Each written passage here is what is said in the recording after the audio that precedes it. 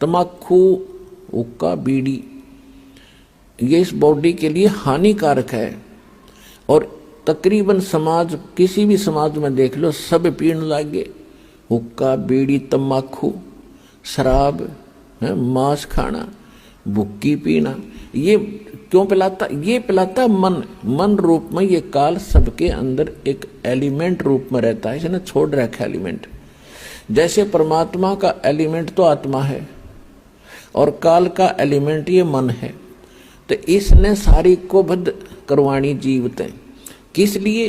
कि जितने ये बकवाद खावेगा पीवेगा उतना ही इसके बॉडी में उसका अंश लिप्त होगा सूक्ष्म शरीर में।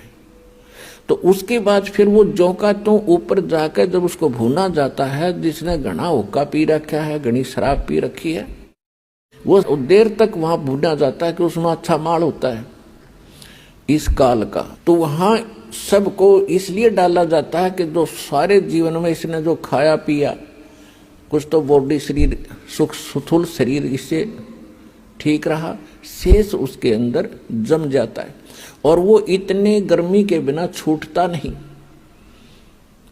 वहां इनको तड़फाया जाता है, हाहाकार मच जाती है, अचेत हो जाते हैं कुछ देर के बाद, और फिर उसका समय निर्धारित है, उसके बाद उनको वहां से उठा दिया जाता है और वो जो गंध है उसका सारा नीचे चला जाता है अलग से उसके पात्र में। और ये प्राणी अपने आकर के फिर धर्मराज के दरबार में आते हैं, फिर अपने कर्मानुसार कोई पशु बनो, पक्षी बनो, मनुष्य बनो या राजा बनो, जाओ, उसका काम पूरा हुआ। तो परमात्मा कहते हैं जहां ये तपस्या पर भूनने जा रहे थे प्राणी धर्मदास, में वहां आके खड़ा हो गया। इनका बुरा हाल हो रहा था, रो रहे थे। कहीं पर तो एक परिवार के दो सदस्य वही भूनने जा रहे थे, वहां उनके गुरु भी साथ पटक वहीं पर भूनने जा रहे थे, ऋषि महर्षि भी वहां पर भूनने जा रहे थे।